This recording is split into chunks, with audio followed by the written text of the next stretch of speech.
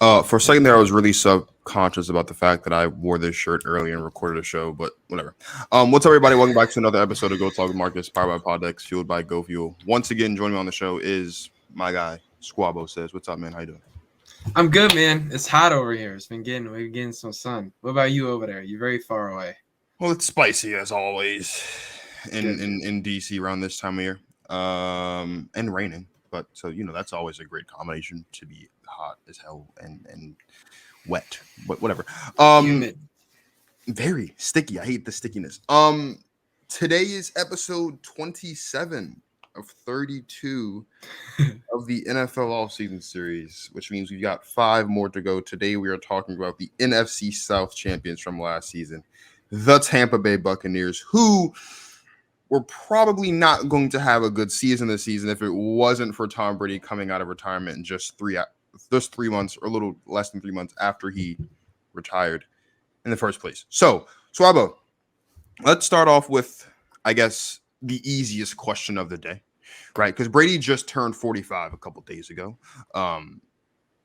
Is Tom Brady still, and this is such a crazy thing to ask, but like it's a no-brainer, right? Neither of us are Max Kellerman, so we're going to agree and be on the right side of history here. But is Tom Brady still, at this point, given specifically what's happening in the AFC, not really the NFC, because the NFC is not that dicey. So, assuming Brady can get this team to the playoffs, which they probably will, and then to the Super Bowl again, do you like the Bucs' odds of winning the Super Bowl with Tom Brady this season against whoever's on the AFC side, whether it's the Chargers, the Bills, the Bengals, or whoever?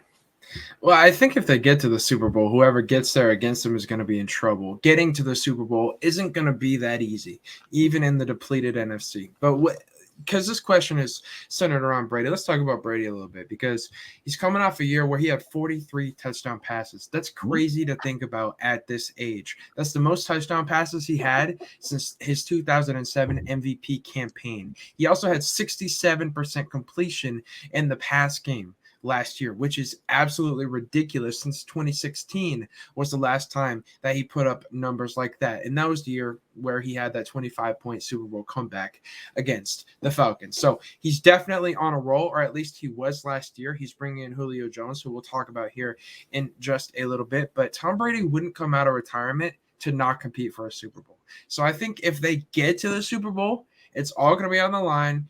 He wants to win it and retire into the sunset like Peyton Manning, just with a few more rings on his fingers. So I think they definitely have a chance. It'd be a lot more than a few. I think he's already at a handful of rings more than Peyton at this point.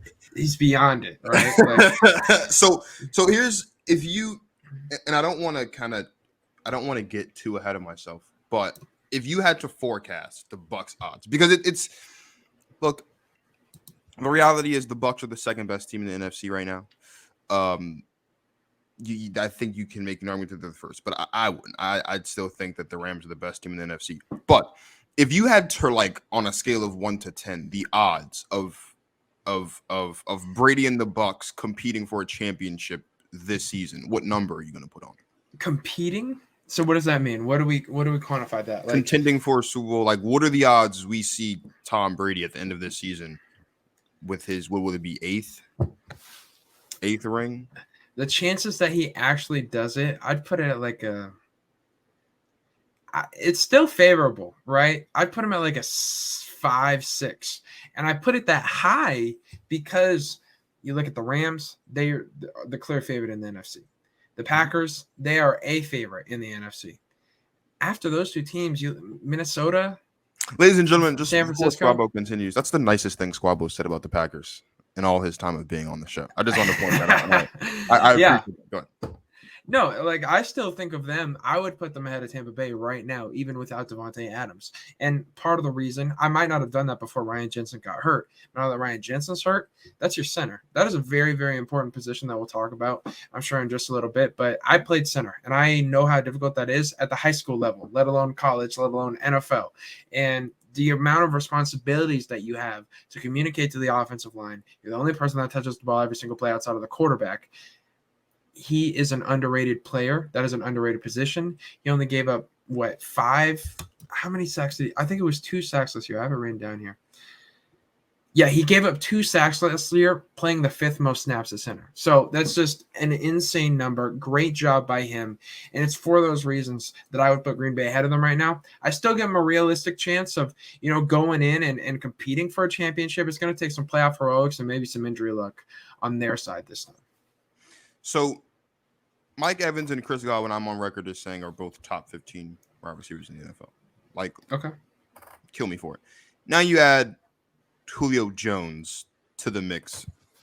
That trio of wide receiver talent, where does that rank in the NFL? It depends on if the Rams get OBJ. If the Rams get OBJ, I would put the but that's so difficult in terms of pure talent. But you have to weigh in the fact that Julio's at this stage of his career. I think they have the best trio in the NFL right now. Really? Yeah. Who would you put in front of them? I think the Rams are fine without OBJ. I'll be honest. You put in Allen Robinson and Van Jefferson? No, well, hold on. Wait a second. Not relatively speaking. As a unit. Yeah, as a unit. Yes. Yeah, you said trio. You said top 3 trio. You said no, yeah, as a unit, yes. One-on-one? No, of course not. I wouldn't take Allen Robinson over any one of the wide receivers on the Bucs, even with Julio being healthy. So this is what I mean. I think that the Bucs, as talented as they are at the wide receiver position, they've got some injury stuff to deal with. Like Chris Godwin's coming off the ACL. Mike Evans was struggling with his hammy last season, and Julio Jones. I don't know the last time Julio Jones has played a full season of football. And it's not that Julio's bad; he's just old and he's got a lot of miles on him, and so he's injured a lot. That's just what comes with the territory. That doesn't mean though that from a talent perspective, when completely healthy, this unit isn't probably the best in football. Because when healthy, this is the best unit in football. They're all on the right side of 6 feet. They're all physical guys, right? They can all run just about every route on the route tree. They're all like the talent speaks for itself. But if we're just talking about projections, I would take the Rams trio of Kupp, Robinson, and Van Jefferson over Evans, Godwin, and Jones, because none of those guys have a severe, off the top of my head anyway, have a severe injury history relative to these 3 guys in Tampa Bay. That is. But if you're telling me to just pick the more talented trio when healthy, yeah, I'm going to pick the Bucs, because you've got 2 top 15 receivers in there, and Julio Jones, who is, when healthy, you could put in the top 15, but right now I'd put him in the top 20, just because it's been a more than a couple seasons since we've seen Julio be Julio at his best. But no, I mean, I wouldn't shy away from that, like, just overall. So you're basing your rankings off of these guys are going to get hurt this year. Am I getting that right? No, sounds like it. No, I'm basing my rankings off of the fact that Chris Godwin's coming off of an ACL injury and Julio Jones is coming off of missing a considerable amount of time. And I get it. Modern technology has been phenomenal. We just saw Cam Akers come back from an ACL injury after 9 months. I get all of that. But all of these guys are not considerably, but all these guys are older than what the Rams have, and the Rams are healthier. Like, it's not, I don't expect these guys to get healthy. Like, if all 3 of these guys play a full season of football, whatever that looks like, and I would say for Mike Evans, that's at least 15. For Chris Godwin, that's at least 15. And honestly, you get 12 healthy games out of Julio Jones. That's a healthy season for Julio Jones at this point in his career. That trio with that quarterback, I think, from a talent perspective, is more talented than Cooper Kupp, Allen Robinson, and Van Jefferson, more so because Van Jefferson can't hold a candle to the other 3 guys on the Bucs. But from a health perspective, as far as what do I think these guys are going to look like on a projection standpoint, being healthy, I would lean towards the Rams because they're healthy. And so talent doesn't matter if you're not on the field catching the balls, no matter who you are. Okay. So once again, you're saying that they're more talented if they can stay on the field. So it's about injuries that if you're not gonna, it's the same reason why Deshaun Watson's not in my top 15 quarterbacks, because we haven't seen him play football in a year. I don't care. I haven't seen Deshaun Watson play football in a year. I'm not going to rank him among the top 15 quarterbacks in football. Kill me. It's the same reason why I really don't have. I mean, I do, but I really am hesitant to put Christian McCaffrey and Saquon Barkley in my top 15 running backs, because They haven't played a full healthy season of football in a while. Like that matters. Like the NFL, like I get it, right? Like Julio Jones is one of the greatest wide receivers we've ever seen, right? Chris Godwin is a phenomenal wide receiver, as is Mike Evans. I get all of that. But the NFL, as with any sports league, is about what have you done for me lately? Like everyone crucified Russell Westbrook this past season, not because he's a terrible player overall, because he didn't play good basketball last season. And it doesn't matter like what you did. It's about what you're doing. And recently, Julio Jones has been on and off the field. Chris Godwin's coming off the ACL. And Mike Evans, even though he played more games than both of those two guys, he is coming off of a season where he was dealing with a lingering hamstring injury. And a hamstring injury can come at you at any time. Like it goes away, but then it could instantly come back just like that. I don't think they'll have health problems. I'm not going to wish injury on any of these guys. I'm not an evil person. But just from the standpoint of which trio do I think will be healthier, I think the Rams trio will be healthier. But I do acknowledge and also recognize that if, in fact, the Bucs trio is healthier or stays healthy over the course of the season, they'll put up better numbers, they'll be more prolific, and they'll be the better trio of the two. Okay. So there are some things that I feel like you're not acknowledging here. Okay. First of all, do you know how many games Allen Robinson played last year?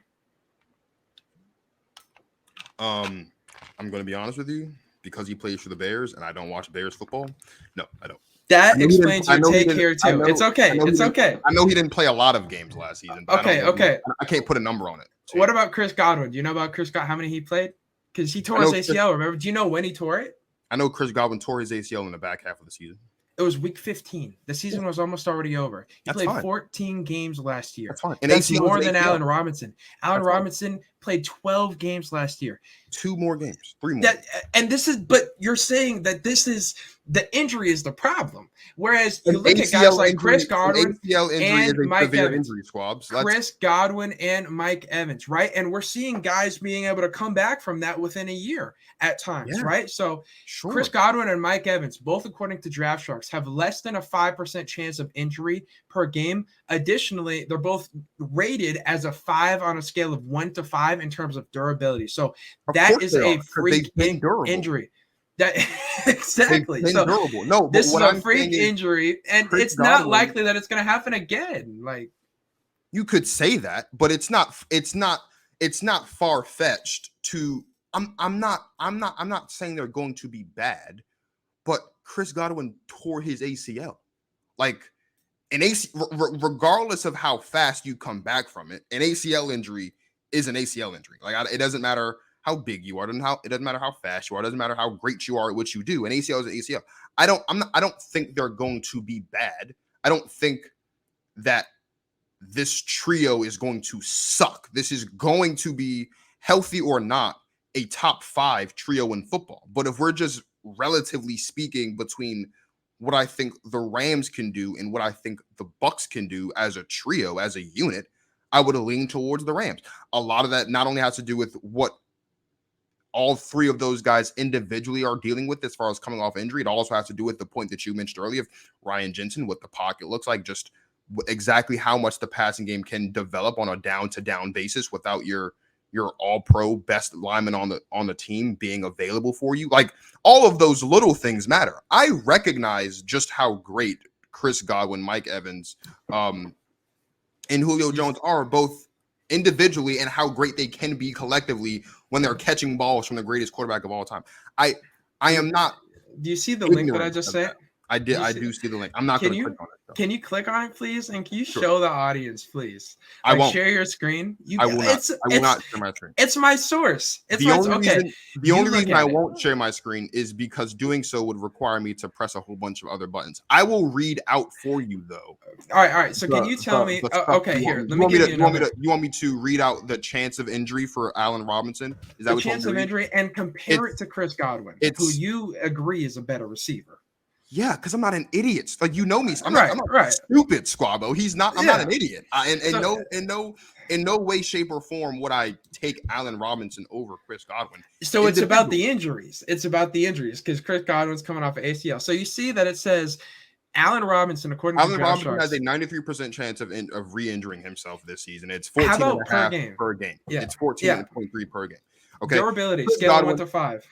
Chris Godwin has a 58% chance of injury in this season. It's a 5% chance per game. Look, I get all of that. That's fine. What I am saying, though, is when you're comparing injuries, like, okay, here's an example for you, okay? And I'll be completely honest. If Aaron Rodgers, no, not Aaron Rodgers. I'm sorry, I take it back. I swear to you, I take it back. And not Aaron Rodgers, no. Universe, no. I'm trying to think of a player that's not Aaron Rodgers now. I can't because I can't believe I did that. If George Kittle, right, tears his ACL tomorrow, and if Travis Kelce breaks his shoulder tomorrow, right, it is not insane to believe that even if George Kittle, and he wasn't, and it's not good, but even if George Kittle were to have had a more productive season the season prior than Travis Kelce, it's not insane to think that coming off of an ACL injury, there's going to be some type of something. Stop sending me links, Squabo. I'm not going to click it. There's going to be some type of there's going to be some type of like hindrance in the early going. That's not insane to think. I do not believe that Allen Robinson is better than Chris Godwin. I don't think that Van Jefferson is better than any of those three guys. I do think, though, that as a unit, Allen Robinson, Cooper Kupp, and Van Jefferson are really just Cooper Kupp, Robert Woods, and Van Jefferson from last season. And before Robert Woods tore his ACL and they brought in OBJ, those three were playing really good ball and were one of the better trios in football. It's just a plug and play thing here. And I think that Allen Robinson's better than Robert Woods. So I think that the trio this season, from a productive and efficiency standpoint, will be better this season than they were through 10 weeks last season. I don't think, and I'm not saying that the gap is massive. I don't think it's an open and shut case. It's debatable. Like, it's not like I'm out here calling these guys scrubs. You're making it about what it's not, though. You said it's about injuries. Like, I think 5 minutes ago you said that. I think relatively one of the, I think, honestly, this isn't even like a sports opinion. This is just my personal opinion on injuries. I think sometimes injuries don't really, I think injuries matter a lot more than most people would like to admit. And I think that by and large, right, Allen Robinson, by and large, is not a bad receiver. And even if Allen Robinson has a 93% chance of injury this season, that doesn't take away from the fact that the injury he suffered last season was not as substantial as an injury that Chris Godwin suffered last season. And since you brought up the game component, Allen Robinson had more time off for recovery than oh, that's what it is. Maybe my guy played 2 less games. If you want to be technical and you want to talk about recovery time, you can't make that argument when you're talking about injuries. Allen Robinson's sure you can. Look at the percentages. It's not just Allen Robinson. Allen Robinson's 93, Cooper Kupp 75. These are the links that you're not clicking, by the way. 93, 75, and 61. That's Van Jefferson, Allen Robinson, and Cooper Kupp. You take all. Yes, he did. Did Cooper Kupp miss a considerable amount of time last season? Last year, he suffered. I watched Cooper Kupp. I watched Cooper Kupp play in the Super Bowl last season. So he had a knee injury. Okay, but so it didn't stop him from winning the Super Bowl. I'm telling you why on Draft Sharks, right? And that's also be a great part because of their amazing defense, which you might know something about. So there's 3 guys. Allen Robinson. The Packers beat the Rams when we played them last season. So Allen Robinson. I think you know more about the Rams defense and how much they wreak havoc than I do. I definitely know something about them, but given I'm that just they saying, own the Seahawks every time they play them. I mean, that's what do I know? Y'all didn't get to play them in the playoffs either, right? The only difference is y'all had a worse draft pick. But when we played the Rams, we won. When you played the Rams, not so much. And congratulations, the regular season MVP, regular season championship. You get it every year. Like, is Listen, that what you want? No, Steve, but here's the thing. You're trying to do this defense thing and talk about how I know so much about it, as if the Rams owned the Packers offense last season. That's just making this about something that it's not. Sure. 93%, 75%, and 61%. Those are the chances of injury this year, according to Draft Sharks, about your three guys. You haven't even let me get my point out. They're not my guys. Let me just ask all three.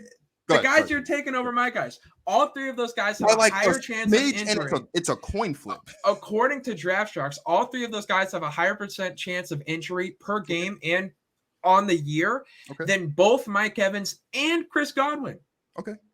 So then how is the injury take? As a unit from a productivity standpoint, from like just being because here's the thing, right? I would say most wide receivers, a healthy season for most wide receivers, I would say is 13 games, right? You don't, it is, I think you can, like, for the baseline, like Godwin played 14. Okay, that's fine. Allen Robinson played 12, one less than what I've said is the baseline to be. The point that I'm making is, if I am looking at the projection, since apparently we're talking about projections now, which wasn't really my original point, but let's do it. If we're talking projections, I think, unless something catastrophic happens, I'd like to think Cooper Kupp's going to play 13 games next season. Unless something catastrophic happens, I'd like to think Van Jefferson's going to play 13 games next season. And unless something catastrophic happens to Allen Robinson, I'd like to think he's going to play 13 games next season. I can say that about Mike Evans, and I can say that about Chris Godwin. I can't say for certainty that Julio Jones is going to play 13 games next season. I agree. Which is why I would be inclined to take the one reason. When was you've been picking apart Chris Godwin this whole time, and now you're saying he's going to play. No, and we can run the tape back. What happened is I focused on Julio and the fact that we haven't seen him play a full season of football in God knows how long. You heard me say that Chris Godwin missed time last season, and you pinpointed that and started talking about Allen Robinson. I've since been trying to defend the take. I acknowledge that Chris Godwin's a durable receiver. I'm not saying he's not. But when was the last time Julio Jones played at least 13 games in a season? 3 years ago. 3 years ago. It's a long time. And Julio Jones is old. I don't think Julio Jones is just going to magically play 13 this season. If he does, the Bucs are going to win the Super Bowl. They're not. But I don't think he has to. We could throw Russell Gage in this conversation because Van Jefferson's in here like that. No, Van Jefferson's in the conversation because we're listing the top 3 guys on the depth chart. I'm saying Russell Gage is ahead of Julio Jones right now on the Bucs depth chart. Yeah, right now. What we're talking about right now. Let's be serious. You think Julio Jones won't be wide receiver 3 come? Not if he's injured. Season time? Not. Well, do you want to change this to a Russell Gage Van Jefferson conversation? Because that's what Squab. What are we doing here, man? You were tearing apart the injuries with these guys. I'm telling you what, that's wrong. Tearing it apart. You did that. You painted that picture because I made one small comment about the fact you said the reason you're taking the Rams receiving core is over because the Chris Godwin. I'll say it again. Is because Mike Evans, a big dude with a hamstring problem. It's because Chris Godwin tore his ACL, and because Julio Jones hasn't played a full season of football in 3 years. Those are the things that I said. What are all 3 of those things? What do they have in common? They're injuries. Yeah, yep. But I am not saying. I also said, for the record, and we can run the tape back to the 6-minute mark of the show when we started this topic, that I do expect all of these guys to be healthy throughout the course of the season, and if that remains true, I would pick them. But if I'm picking right now today, I'm going to pick the Rams. That's what I said. Then you started sending me links in the private chat here on StreamYard with Draft Sharks. Draft Sharks is great. I love Draft Sharks. Draft Sharks gets me through a lot of different things. Let's talk about Gronk for a second. Let's just move on. Move on. Let's talk about Gronk. Gronk has retired from football. We've seen Gronk retired from football once before. We've also heard a story about Gronk telling people he was retired to not go to the Lions in a trade before he actually retired. Do you think Gronk is actually done? Because we heard that Gronk was actually done the last time, and then Tom Brady put the phone and say, "Hey, bro, I need you," and he came back, won the Super Bowl. Good for Gronk. Do you think Gronk is actually done, or can you foresee a scenario where if Tom picks up the phone and says, "I need you to come back," Gronk's gonna come back? Gronk's a great dude, by the way, too. I think there's one scenario. Where Gronk comes back. Okay. And it's if Tom Brady and Sean Payton team up in Miami. You think Sean Payton's going to Miami? I think if Tom Brady and Sean Payton were to link up in Miami. I think Sean Payton's going to Dallas next year. I could see it.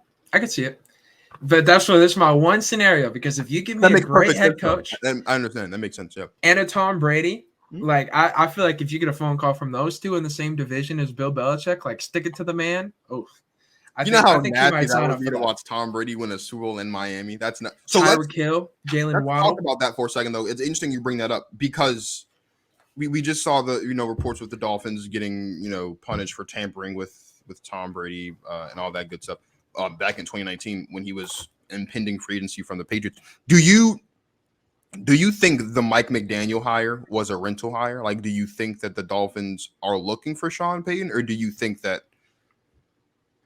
as great as Sean Payton is, if Sean Payton comes out and says, "Look, I'm back on the market," of course everyone's going to pick up the phone and call him. Of course, it's freaking Sean Payton. But do you think that this is just one of those things where, like, the Dolphins really weren't happy with Brian Flores, so they just wanted to get him out of there, and this is kind of like one of those trend, like how we see veteran quarterbacks kind of go to a new team for 1 year until they get there? Like, do you think that's that potentially in Miami, or do you think that would be like a far shot, like only if Sean Payton's interested kind of thing? I think Mike McDaniels was a great candidate. That was a guy that I wanted to come to Seattle and be our offensive coordinator when we got Shane Waldron. Shane Waldron hasn't been great, and I still wish we could have got Mike McDaniel, right? So I just think he's a great candidate. I think he comes from that West Coast tree, that Kyle Shanahan tree that Sean McVay was also a part of. So I think that is why he got the job when Sean Payton said he's off the market. And I think he was off the market because Tom Brady already has a place to stay in Tampa Bay. And so it's for those reasons. I think it's still possible it happens if Tom Brady, like, say something goes wrong this year and he gets upset with the management. He just wants to go at it one more time and go to Miami. I don't think it's likely to happen, but I think it could happen.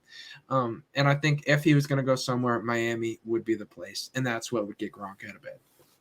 That's fair. Gronk, I think, is – you can never know with Gronk because he's such an enigmatic character.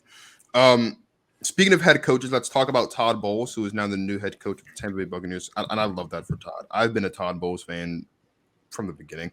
I don't really think he got a fair shot with the Jets. It's hard, really, to get a fair shot with a team as bad as the New York Jets. He has since now found his way to Tampa Bay. Obviously, was a big part of the reason why the Bucs won the Super Bowl a couple years ago with just that stifling defensive effort against Patrick Mahomes and the Chiefs. Do you expect, of all the new coaching hires, and obviously of all the new coaching hires, he obviously has the best team. So that plays a part in it, right? But just from a simple, like, who he is as a coach and what he can do you think Todd Bowles will be the best coach of all the new coaches that are hired, like Mike McDaniel and Brian Daboll? You have Kevin O'Connell in Minnesota. You've got Dennis Allen now in New Orleans. Like, of all the new – and Nathaniel Hackett's in Denver, of all the movements that we saw and Doug Peterson, do you think he'll do the best? Like, obviously he has the best team, so that plays a part into it. But just like from a sheer coaching standpoint, do you think he'll be the best coach of the new bunch? No, but I do think he has an advantage, though, and it's that he is there not to be the overall head coach, even though that's his title. He's there as a figurehead. He is there to coach the defense, while Tom Brady coaches the offense. And that's why they asked Bruce Arians to move on to become an upper-level executive. If you compare their records, Todd Bowles, yes, it was with the Jets for a large part of it. Todd Bowles was 26-41 as a starting head coach. What? That's a terrible record. And I understand the Jets infect that, but let's talk about Bruce Arians' record as a head coach. 80-48-1. That is two night and day worlds. One of them, they both have 40 or 41 games that they've lost. The difference is 26 versus 80 wins, and that's Todd Bowles versus Bruce Arians. The New York Jets. I like to give Todd Bowles a little bit of slack and let him get another lap around the track a little bit. I'm glad that he has another lap around the track. I agree with you there. I think it's good. But I think that they brought him to head coach because they want to focus on the defense and more to get away from Bruce Arians, because Bruce Arians is a gunslinging head coach. He wants his quarterback to sling it around the yard. He was there for the 30 for 30 season with Jameis Winston. Like, he wants his guy throwing the rock down the field, taking shots. Doesn't work against the Saints. You got to start by winning your division. And Tom Brady has never been that. He's always been the dink and dunk, 16 play down the field every single time, no mistakes. That's Tom Brady. Pre-snap adjustments, reading the defense, short passes. He has a strong arm, but it's not the strongest. That's not his game style. And so he also doesn't like to take risks, but that's what Bruce Arians screams, let alone the Hawaiian shirts and training camp and stuff like that. Like, he's a little bit too laid back for Tom Brady. So for those reasons, Todd Bowles was a better fit. I can't get mad at you. I think there's a trust component. I do think, though, that Todd Bowles and Dennis Allen, respectively, will both be among the top because they're not on a new team. They're on the same team. They just got the promotion. It's much easier to coach a team you're already a part of than to, go and be a new coach, whether it's from a coordinator to head coach or just from head coach to head coach somewhere else, or to, in Doug Peterson's case, be called off your couch to come coach a promising but still pretty bad Jaguars team. Now, let's talk records. Let's talk projections.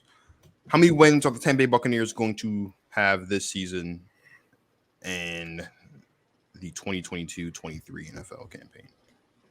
It's not too high. It's not too low. I think Nathaniel Hackett and the Denver Broncos are going to have a better year. But I think the Buccaneers get 11 wins. Let's pull that apart for a second. I want to put it out there. Do you have the Broncos getting? 12. That's absurd. 12. I can see him getting 12. That's absurd. You don't see it? No. See, Marcus, have you ever gone through a breakup?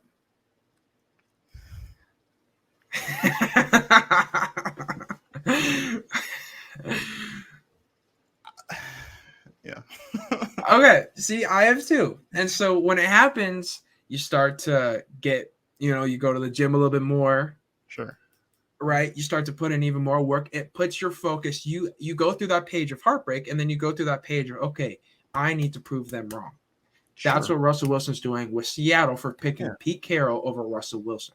And that's why they are motivated for success. You bring in Nathaniel Hackett. Nathaniel Hackett's leaving the most egotistical quarterback in the NFL, and Aaron Rodgers. And so he's going to now play with the most humble quarterback in the NFL, Russell Wilson. And so that's going to be night and day, right? So Nathaniel Hackett's pumped to have Russell Wilson. The fact that Aaron Rodgers can get the ball out of his hands in less than 2 seconds, and Russell Wilson cannot, which is a big part of the reason why Russell Wilson was one of the most sacked quarterbacks in the NFL the past couple of seasons, which is another reason why this automatic assumption that the Denver Broncos are going to ascend to the top of the AFC West and be a team to reckon with in the AFC is blasphemous to me. It's not just the Nathaniel Hackett component. It's not just the fact that Russell Wilson has to play with a chip on his shoulder. It's the fact that they've got a new DC. Like everything's been overhauled from a coaching standpoint. And for the 13 billionth time, and for some reason it's just so crazy for me to say this, but when you really look at it, it's really not. Aside from the defense, which, Seattle's defense stinks. So, of course, right? Just look at the offense. You know it. I know it. Let's be honest. Defense sucks. When you look at this from an offensive standpoint, is the Broncos' offense, talent-wise, really all that much better than the Seahawks offense? No. And I agree with that. So if we're talking about a situation where this offense, on paper, is the worst in the division, we're talking about a coaching staff that is right now at best third in the division right now. Like, this is not just, not to mention you've got two of what I think are going to be top 10 defenses in football in this division, potentially. The Chargers are a lock. The Raiders will have to kind of see what the secondary looks like, because their secondary is the Seahawks defense sucks, but the Raiders is top tier. Like, I don't know about Raiders. No, it's potential. The Raiders right now, I would have them ranked they're in the middle of the pack, but they have I think potentially could be one of the better defenses in football. Look, I wouldn't put top tier anywhere near anything that's going on with the Seahawks right now, aside from DK Metcalf. That's where you're wrong. Our defense is legit. This year. Well, something this year, not last year. Last year we were bad. Oh, yeah, sure. This season it'll be better, but I mean, based off of last season, the defense is terrible. The fact remains that the look, I have the Denver Broncos winning 9 games and if they miss the playoffs, they'll be last in the division. It's very simple. It's really just that cut and dry. I would really love don't that. think it's that. I don't really think it's that. Like I don't think it's that difficult to foresee that. I don't think that saying that they're not Super Bowl contenders is crazy. I don't think that them missing the playoffs is ridiculous either to say. Like, this is a really tough AFC. This isn't just an AFC West issue. This is an AFC issue, and they play some tough games. Not to mention they also have some games on the schedule that could be trap games because they play bad teams that could be sneaky good, like the Jets and the Jags, which, I mean, it's not completely out of the realm of possibility that they lose those games. I don't think they will, but it's possible because, any given Sunday. I say all that to say, thinking the Broncos will do better this season than the Bucs, I think is slightly blasphemous. If I lived in your area, I'd hop in on one of these stake bets that you got going on with Emmett and Steezy and the boys out there. I don't, so that's probably not as easy. What I will say is this though: the Bucs, I have the Bucs winning 13 games this season, just like as the ceiling. And I'll be honest, I have the Bucs winning as little as 9. It is tying the Broncos projection you have. Yeah, well, the difference is I have the Broncos winning as more like their cap is 9. Like cap? Yeah. I wouldn't be surprised if they go to 10 because it's one more game and it's Russell Wilson. But realistically, you said their cap is 9, but you wouldn't be surprised if they go to 10. Can you speak the same for 2 sentences in a row, please? I think I think that every team's cap could be increased by 1. Because there's always potentially that one game that maybe you shouldn't win that you do win, or that one game that no one thinks you'll win and you do, right? Like, I think that's always the case. So with that being said, if the Broncos go out here and win a game that I have them losing, great. They win 10 games. They're still not going to make the playoffs. Like, it really just – there is not a scenario that I have unfolded in my mind. And I don't run the 10,000 Madden simulations that some of these other people do to make their record predictions. There is not a scenario in my mind where the Broncos make the playoffs right now.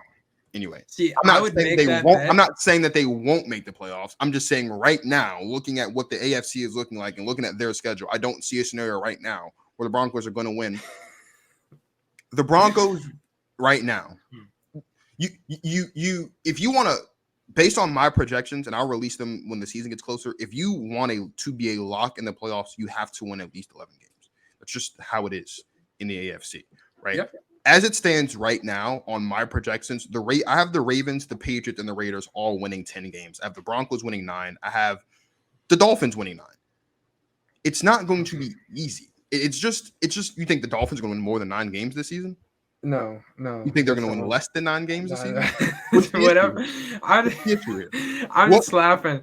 I just think it's hilarious. Like, you don't trust Russell Wilson and Nathaniel Hackett, but you trust Mike McDaniel and Tua. Like, you put them in the same boat. No, I don't put them in the same boat. I don't trust Mike McDaniel into it. I put them at 9 and 8 because they have a third place schedule and they play a lot of bad teams that could be good, but they're better than all of them from a weapon standpoint and from in some cases from a defensive standpoint. It's not that I don't trust Nathaniel Hackett and I don't trust Russell Wilson. Russell Wilson's been one of the most trustworthy quarterbacks in the history of football. I'd be insane not to trust him. What I am saying though is that right now I would listen, and I'll be honest, and I've always been this way. I'm a pretty conservative guy, not from a political standpoint, but just when it comes to these things. I would much rather be late to the party.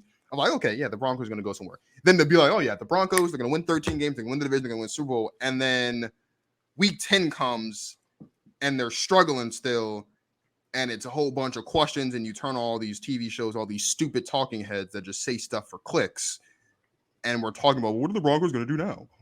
Like, I don't like being, I'm not going to jump the gun on the Broncos. It is not insane to think that overhauling pretty much your entire coaching staff and bringing in a new quarterback and not really having truly improved anything else, so that what he has on the field is that much it'd be different. I'll be honest with you, okay? And I made this comparison to a friend, and I'm going to say it here. It would be a completely different situation if what the Broncos had from a talent perspective offensively was glaringly better than what he had in Seattle.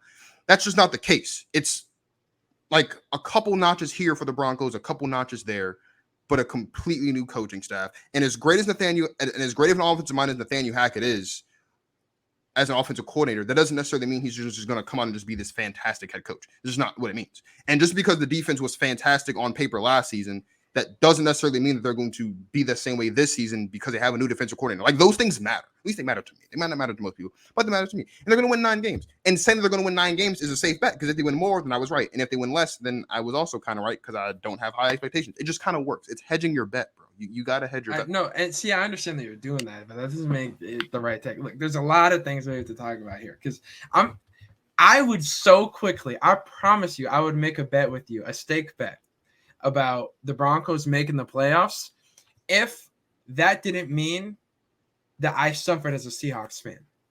But I want the Broncos to suck, because I got their first and second round picks this year. And so I'm hoping you're right. I'm also on record, though, as saying that if the Broncos make the playoffs, I won't be shocked, because Russell Wilson's the quarterback. I'm just telling you, you were just saying you don't have it right now where they right now, no, because I'll be honest with you, pretty sure they will. Because it's right now. Right now, there's 5 teams, and there's right now there's 6 teams in the AFC right now that are undeniably, I think, better than the Broncos. The Chiefs, the Bills, the Bengals, the Colts, the Chargers, and the Ravens, I think, are undeniably better than the Broncos.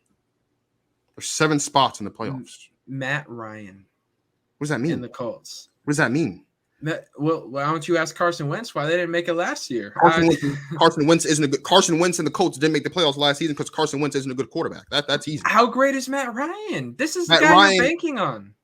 Matt Ryan is one of the most consistent quarterbacks ever. When's the last time he made the playoffs? He's been playing for Atlanta. So he's this consistent god of ascension. Would you like to link? You can pull up Matt Ryan's stats. This is what I think is just. Are we wait? Are you sitting here telling me that Carson Wentz is a better quarterback than Matt Ryan? I'm saying they're not that far apart, and I would have put the Colts ahead of the Broncos right now. Like, especially Carson Wentz was leading his team to a Super Bowl victory before he got injured, and Matt Ryan did just enough to choke it. So those are 2 completely against the same scenarios. Team. Against the same team, it's too. 2 completely different scenarios that you have. I think we're going to have to rename the show to Rams wide receivers and Broncos record predictions instead of Buccaneers. I mean, it's possible. But, like, here's the thing. I don't think it is. We're talking about an Indianapolis Colts team that has the 2nd best running back in football by my estimate. Well, the 3rd best running back in football. I mean, 2nd or 3rd, whatever. Okay. But, like, top 5 line, top 15 quarterback, a very underrated wide receiver room, and one of the best defenses in football, anchored by Shaq Griffin, who I think is the best all-around linebacker in football. This is the epitome of a team that is a quarterback away. Like, I know we all like to jump on the Broncos hype train because they're a quarterback away. They're not. The Colts have always been the epitome of a quarterback away because they kind of have everything. Then they got Matt Ryan, who takes care of the ball, who plays good, efficient football. And yes, in a very bad division, the Colts are going to win more games than the Broncos and be better than the Broncos this season.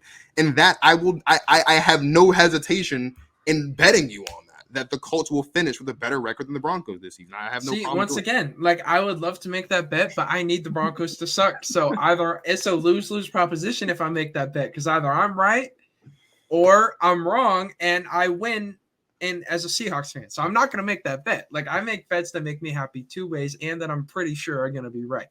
You know? Like saying the Packers aren't going to win the Super Bowl this year. You want to make a stake bet on that? Like, no, I 100% agree with you. Okay, for sure. That's not a point of contingency. Now, you want to bet that with someone? Go bet Emmett on that, or my guy Justin. I agree with you wholeheartedly. I don't think the Packers sniffed the Super Bowl this season. Of course, if they do, I'll be greatly appreciative. But let's be real, they're not going to sniff the Super Bowl. And I'm fine the Buccaneers. The Buccaneers, 11-6. I think there are some close games that they would have won anyways had they not lost their center. Like, I think they would have beat the Ravens. I think they would have beat the Packers. But instead, I have those 2 games going to the Packers and to the Ravens. Well, the Packers because of the Bucs either way. We're gonna? Yeah. The Packers were going to beat the Bucs with or without Ryan Jensen. Right, just like you did last time, right? Like, just like... Well, going into the NFC Championship game 2 years ago, I didn't have the Packers winning that game. I didn't. Okay. Like I rooted for them because I'm a Packers fan, but I mean, let's be serious. Tom Brady we're talking about. I'm just saying, like, last time y'all played, y'all didn't win, and that seemed to matter. Everything like the Rams. Like, what if I said I predicted the Packers were going to beat the Rams last time? That doesn't change the fact that you beat them last time with that defense argument we had earlier. So what are you saying? Well, the difference would be that this is the exact same Rams team. They added Allen Robinson, which you seem to forget, and you kept talking about as he's better than Robert Woods, remember? And you lost Devonte Adams. The Packers have consistently owned Allen Robinson for as long as he's been wearing a uniform in the NFL. So I have no doubt. Since he was in Chicago, doesn't matter. That doesn't matter. The fact remains that the Packers have never really had major issues with Allen Robinson, who we have had issues with in the division. When has he played with anyone like Cooper Kupp? That's not the point. It doesn't matter. It matters now. No, it doesn't. I promise you it doesn't. Allen Robinson as the number 1 receiver versus the number 2. Put a stat line projection on Allen Robinson right now for that week, and we'll bet on it right now on the show. Give me a stat line, and if I like my chances, I'll bet you on it. When is that game? I'm gonna have you on the show before and after that game. When is that game? I don't know. Let's see. That's Allen Robinson, if he plays, right? That's week 15. So that's coming off of a bye.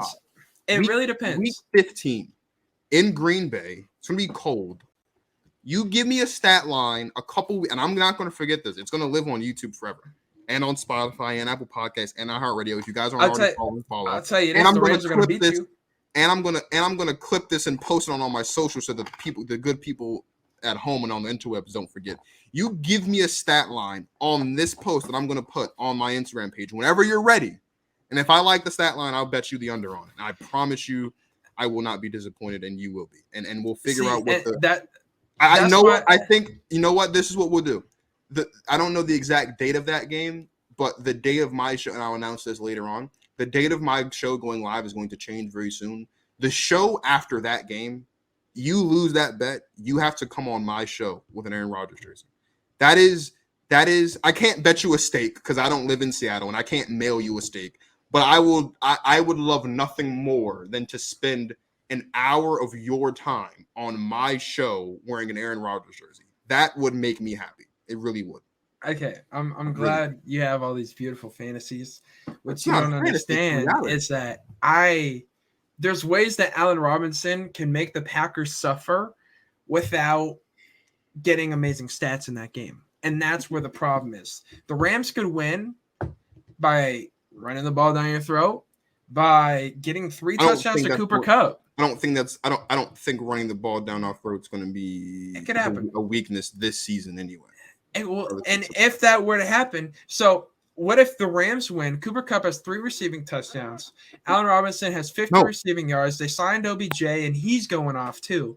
Like, remember, this is your receiving core that you were defending earlier. This is an Allen Robinson conversation. You're trying to throw in all these other variables to kind of. They're variables. Like, you want me to give you a stat line? I don't bet on stat lines. Check my track record? I never have. That's not what I do.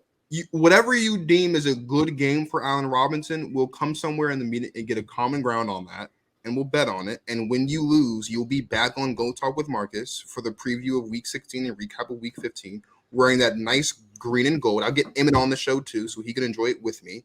And you'll just have to sit here and suffer with an Aaron Rodgers jersey for at least an hour. I might stretch that show and make it 4 hours just to annoy you. and we'll go from there. There is no scenario in life where Allen Robinson comes to Green Bay and plays good football. What's your stat line? What do you think? What would you bet that he's not going to have more than what? Allen Robinson is not going to play good football in Green Bay. What's the stat line? What's the stat line? I can't. No, you want me to you can't have that. Okay, actually, I will. You know what? This is what I'll do. I'll go look up on the show right now. I will look up Allen Robinson's game splits against the Green Bay Packers, and we'll judge it by that. Let's do it right now. This is for the Bears, just Allen Robinson, or for the Jaguars. Which one? Allen Robinson versus the Packers is what I'm going to look up. Whatever his best game was, who are his quarterbacks? I don't care what the uniform he was wearing is. Whatever his best game was, playing against the Packers is going to be what I base my projected stat on. This is the guy that you said is better than Robert Woods, and what makes this trio the best trio in football for receivers. You say it was the best trio in football. You said that. You said that heading into this year. Because you think they're going to get injured in Tampa. No, I said they have the potential to be the best trio. I didn't say they are the best. So let's just look at Allen Robinson's career against Green Bay. Allen Robinson's best game against Green Bay was in 2019. For who? For the Bears. Okay. He had 7 catches for 100. He had 7 catches. No, he had 7 catches and 125 yards. I don't want to hear anything about who his quarterback was. Who was their quarterback? Who was it? It was Mitchell Trubisky. Okay, there you go. So his worst game against Green Bay was this past season. He had 2 catches for 14 yards. So he hasn't scored a touchdown against Green Bay ever in his life, by the way. So for Chicago or Jacksonville. He's never, I don't give a damn who. He has never reached the end zone in his career against the Green Bay Packers. I don't care who was throwing the ball. Now, with that being said, since apparently that matters so much who his quarterback is, I'll be nice. I'll say Allen Robinson gets at least 1 touchdown because he is playing against Matt Stafford and he is playing alongside Cooper Kupp. Maybe that matters. Okay. I am going to die on the hill that Allen Robinson will not have more than 7 catches for 125 yards and a touchdown against the Packers. I'm not saying he will. He doesn't need to against y'all. They're going to beat you without it. Like that. They're not. They're not. Do we want to bet on the Rams Packers? Because I'll take that bet.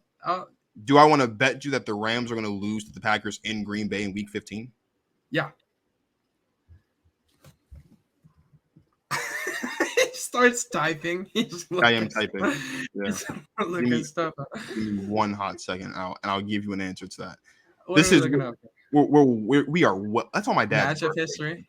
You know what? That's on my dad's birthday. I'm really liking that. I think a lot of great things have happened to me for my dad's birthday. Bro, you can't lose a bet on Pop's birthday. You're right.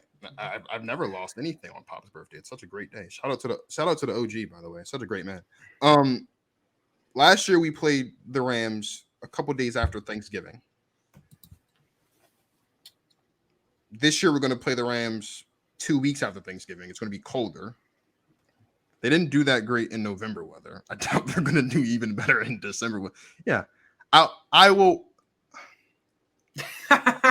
You can't even say it. Not that I can't. It's that's so far away from now. You just don't have any offensive weapons to compete with that. That's a lie. That's such a lie. To compete with Cooper Kupp. That's blasphemous that you even who do you got to compete with him? Who? Why are we acting like why is it when I like the Packers offense is just bereft of weapons? Let's stop this now. I said in comparison with theirs, who you just claimed has the potential to be the best wide receiver trio in the NFL, and you take over Tampa Bay this year. No, that's not what I said. Barring injury. Thank you. Like, let's put the full sentence in there. I'd rank Tampa Bay ahead of LA. Okay. If things get crazy and they start dropping like flies, namely Julio Jones would have to revisit in a couple months. That's all I'm saying. You know what? It's okay. You don't have to do it. You don't have to. The Packers. It's fun. I had the Packers beating the Rams that game. I made that prediction. It is right now, today, August 6th, 2022 at 10 o'clock p.m. I will say right now that I will take you up on that and bet you that the Packers will beat the Rams. Now, that's just a caveat. I will say right now. So what? Come game time, you're gonna say no. Not come game time. What I will say though is, if some act of God occurs and someone gets hurt, then I think that warrants me the ability to retract my statement. I think that injury plays a massive. If everyone's healthy, the Packers beat the Rams week 15. Both sides. Yeah. If everyone's healthy, the Packers beat the Rams week 15. All right, what are we betting? And I can say that with confidence because last year when everyone was healthy, the Packers beat the Rams. Oh, but they upgraded a receiver. Remember that guy you were talking about 20 minutes ago? Okay. Fine. Allen Robinson. Oh, what about Devonte Adams? Where do you rank him as with the best receivers in the NFL? What does Devonte Adams have to do with anything? The fact that he's not on your team for the next matchup. What does that mean, though? We have the better quarterback. Okay. We have a comparable coach. He's not as accomplished. When's the last time your quarterback won a Super Bowl? 2011. When's the last time Matthew Stafford won a Super Bowl? A couple months ago. Or are you saying that Matt Stafford's better than Aaron Rodgers? Let's be serious here, Squabo. Don't get me out of character here on because you kept telling me earlier you're all about what have you done for me lately, and those are your words. They are your words. And lately, Aaron Rodgers has done nothing. Okay, what are we betting? What are we betting?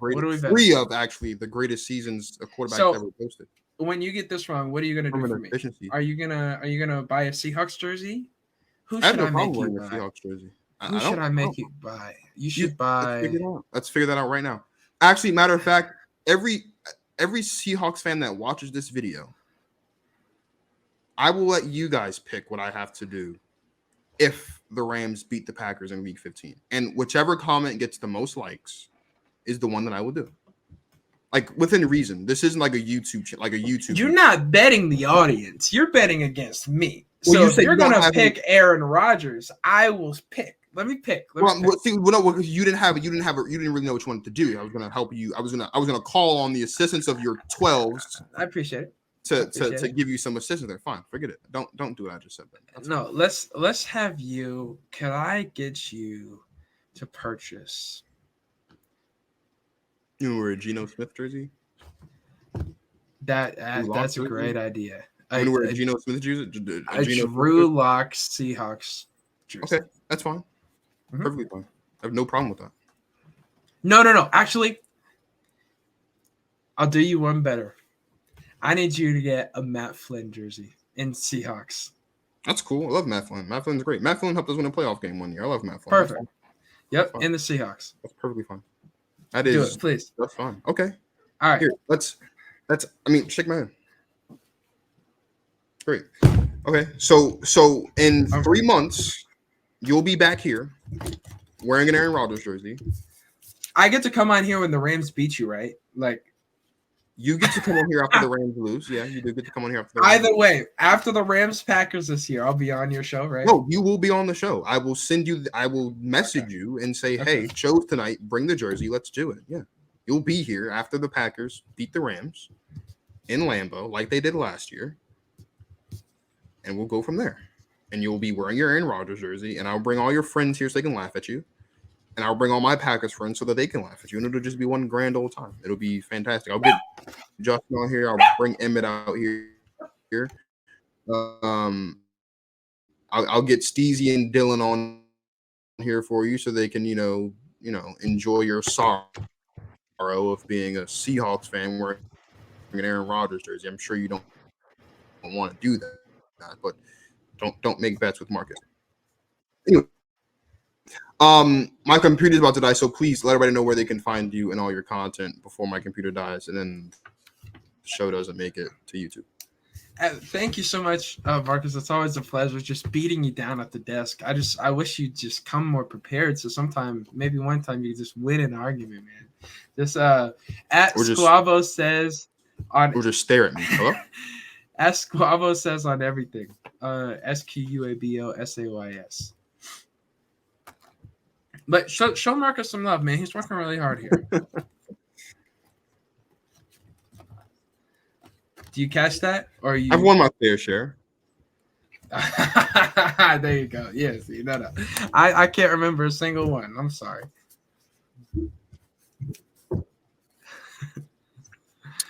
Well, for Squabo, this is Marcus the Go Talk. I am. I do work really hard. So, and I do appreciate the love. And I do love Squabo. I love Squabo. I do. I love Squab with all my heart. I do. I love Squab with all my heart. He's a good dude. He's a hard worker too. But thank you. It is. It's not good. I don't know what's going on. But thank you guys for watching.